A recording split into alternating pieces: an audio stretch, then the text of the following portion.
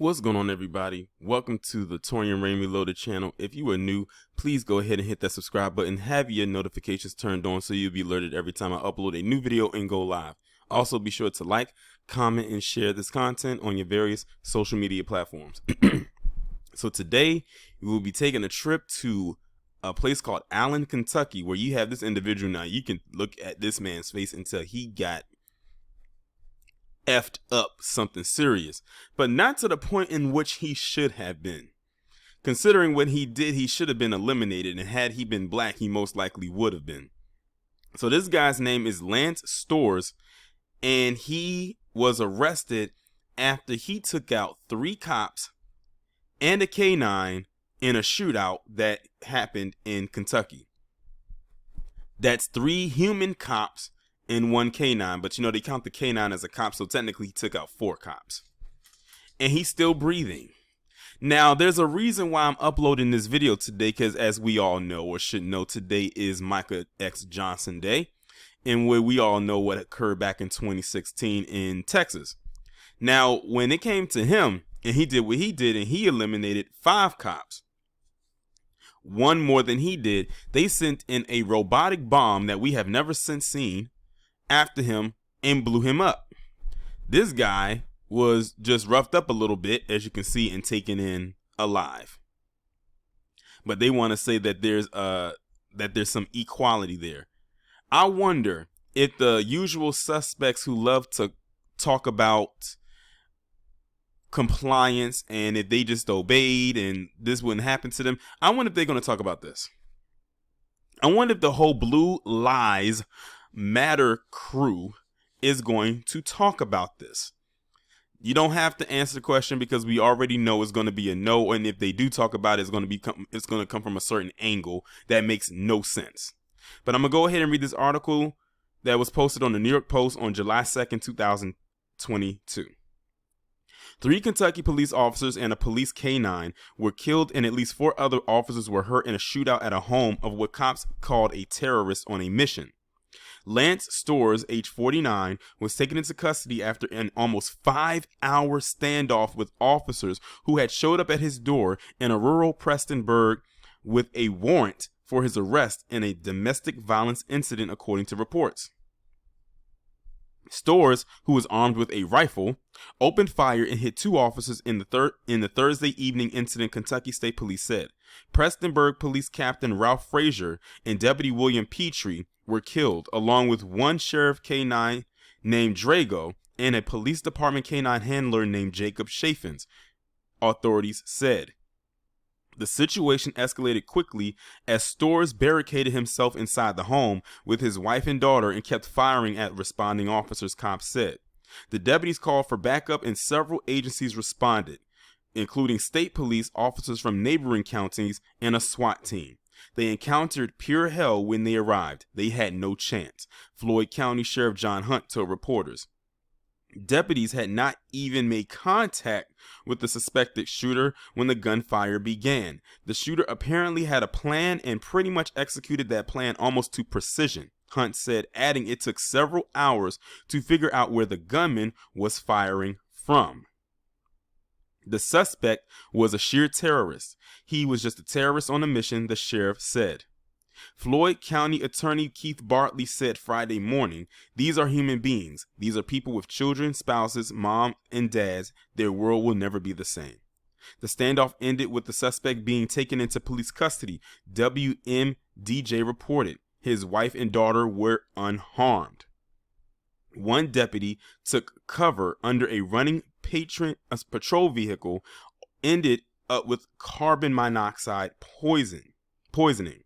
Multiple officers from different agencies were shot and brought to local hospitals. 4 to 6 officers were shot in total, according to local reports. Storz, who is currently in jail in Pike County, is next due in court July 11th. Now, y'all heard that entire article that I just read. They called this man a terrorist, which is the befitting title for him to have, because honestly, if they didn't mention it, I was going to say it. Like, this guy committed what I deem to be a domestic terrorist attack. This guy was on a 5-hour standoff shootout with cops where he killed 3 human being cops and 1 canine, but since they count the canine as a cop, he killed 4 in total. He shot 4 to 6 other officers. Well, I think they said 6 in total, or some other cops, but they didn't die, but they got injured. And they claimed they didn't know where in the world he was shooting from. But they know that he had a rifle and he pretty much executed this plan, and he must have been he had to be a pretty good shot to get off the rounds that he did. But the point of the matter is, he's still alive. Now, like I said in the beginning of this commentary, where are those Blue Lives Matter people going to be on this story right here? Probably nowhere to be found, because it would not fit their narrative.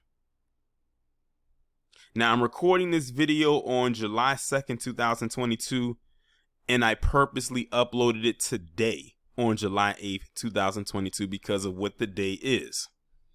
Because when Micah Johnson did what he did back in 2016 in Texas, and he took out 5 cops, which, by the way, we found out that at least one of them had Dub S ties, because he was a part of some Dub S Facebook groups. So we really don't care about him. They sent in a robotic bomb to where he was held out at and blew him up. And we have never seen them use that again. Like, I remember them showing the picture of what it looked like, but the image of it has faded from memory because they only showed it like one time. And ironically, the one time was the only time they ever used it, which was with him. Amazing, isn't it? This guy was held up somewhere. They didn't send in a robotic bomb after him. I guess it's because it was other people in the house. But I wonder if Michael Johnson was around other people, would they have still did it? Christopher Dorner. They said they pretty much burnt him alive inside of that cabin he was held up in.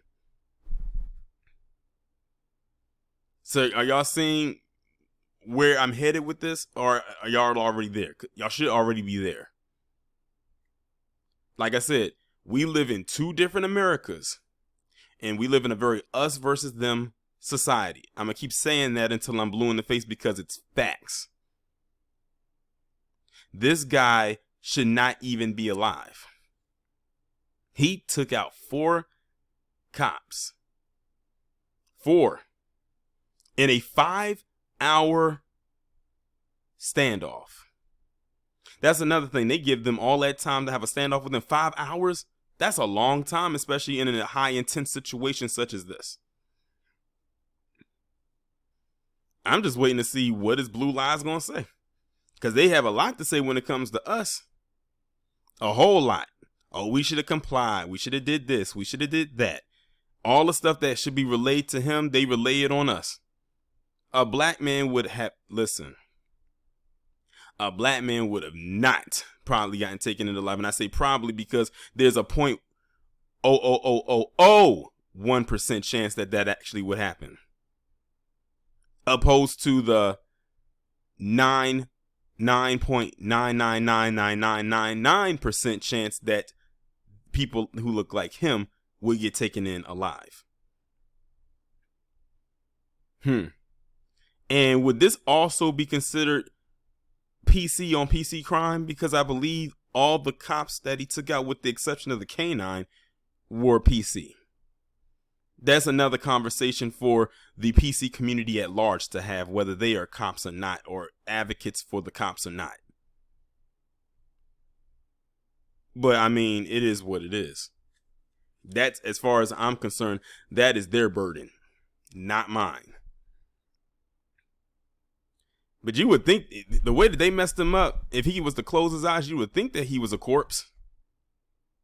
But still, this means nothing, because at least he was able to show up for a court hearing. He'll be able to stand trial, and 9 times out of 10, he most likely will get a life sentencing. Like, I don't even see him getting even just a slap on the wrist from this. I would actually be shocked if he did, considering who he who he took out, and because of their ethnicities. If they was to let him live, they they really rolled out the red carpet for him. But that's my take on it. Y'all let me know what you think.